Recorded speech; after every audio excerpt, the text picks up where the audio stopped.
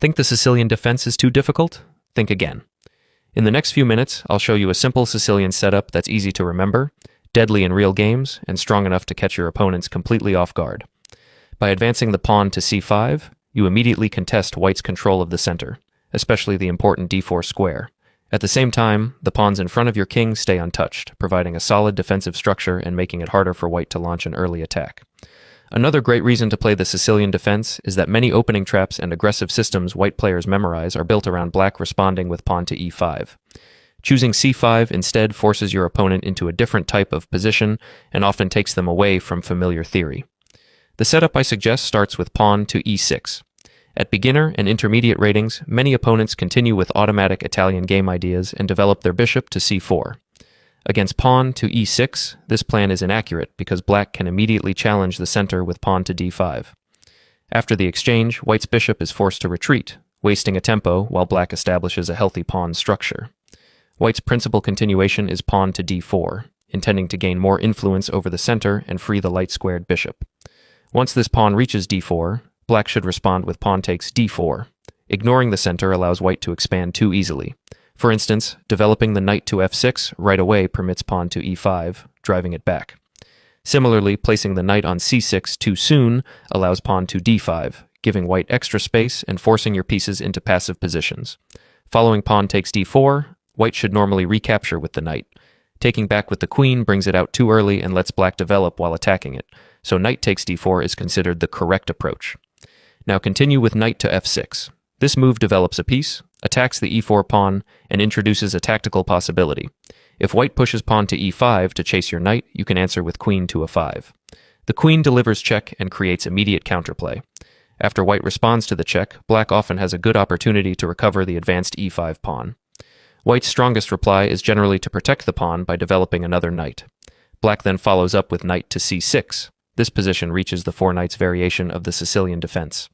I strongly recommend this line because it is far easier to learn than highly tactical systems like the Najdorf variation or the dragon variation. Although those openings are powerful, they demand extensive theoretical knowledge and precise calculation. The four knights variation, on the other hand, is simple, reliable, and highly practical for club players. Many opponents below expert strength struggle to find the best plans and gradually end up in uncomfortable positions. One of black's main strategic ideas is to place the dark-squared bishop on b4, where it actively pressures white's setup and helps attack the e4 pawn. For example, many players choose bishop to g5 to pin the knight on f6. Rather than reacting defensively, black can immediately play bishop to b4. This bishop move pins the knight on c3 and adds even more pressure to white's central formation.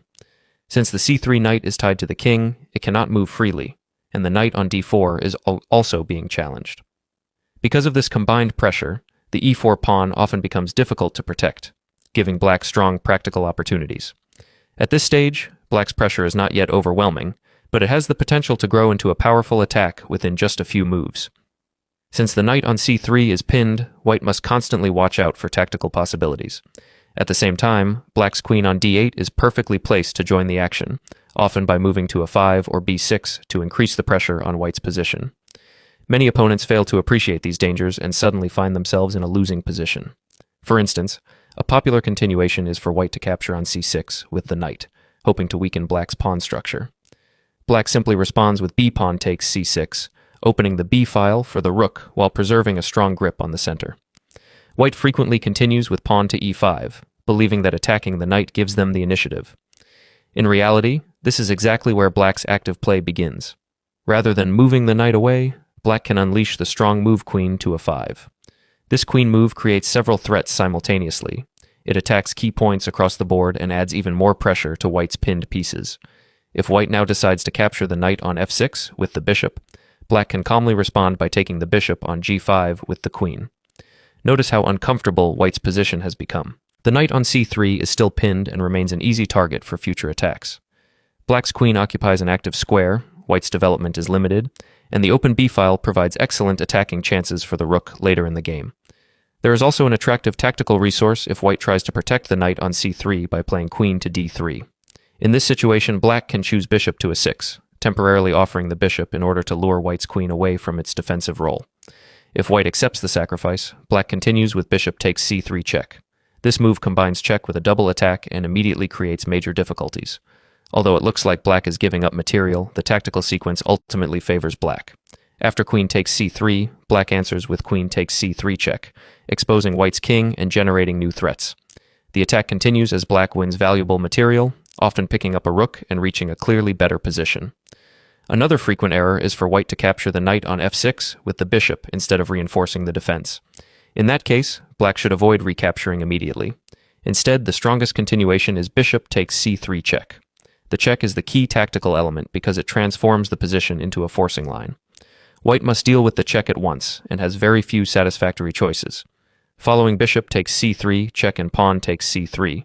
Black continues with queen takes c3 check.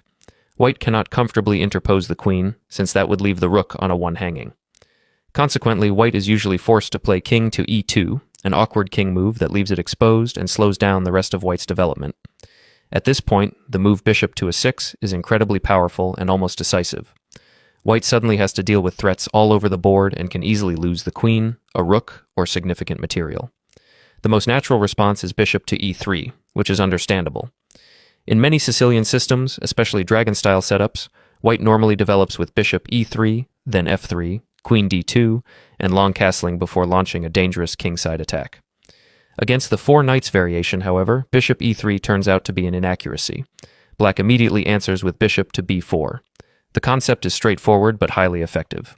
The knight on c3 becomes pinned, making knight takes e4 a very real tactical threat. Because the knight can no longer reliably protect the e4 pawn, white often chooses pawn to f3, hoping to stick with the familiar attacking plan. Unfortunately, this move delays development once again and gives black exactly the position they are looking for. Black responds with d5, striking directly at the center and taking over the initiative. All of a sudden, the e4 pawn comes under enormous pressure. The pinned knight is unable to help, and white is already on the defensive. If white captures in the center, black's pieces usually become even more active. In many games, opponents become so concerned with the pin and the tactical ideas that they completely overlook their own pieces. A careless move can even leave the knight on d4 hanging. White has many opportunities to make mistakes because the position is already very uncomfortable. Every piece is barely holding everything together. A more ambitious try is to capture on c6. Black recaptures, and even after the exchange, white continues to face strong pressure. When bishop d2 is played to reinforce the knight, black has several attractive plans available. One of my preferred choices is simply castling. Although it appears to be a quiet developing move, it hides a dangerous tactical idea. The pressure across the board remains, and white may decide to simplify the position by exchanging pieces. After black recaptures, it seems as though the bishop on b4 has been left unprotected. White gladly takes it, convinced they have won a free bishop while also attacking the rook. That is exactly when black reveals the hidden point with the brilliant move queen to h4. The queen launches a dangerous double attack while giving check at the same time. Black then continues with another forcing check, keeping the initiative firmly in hand. Before long, the queen invades on b2, attacking the rook and collecting an extra pawn. White's king is still exposed, rook e8 is ready to enter the attack, and fresh threats appear with every move. Even if black appears to be temporarily down material, the activity of the pieces is so strong that the position is actually winning.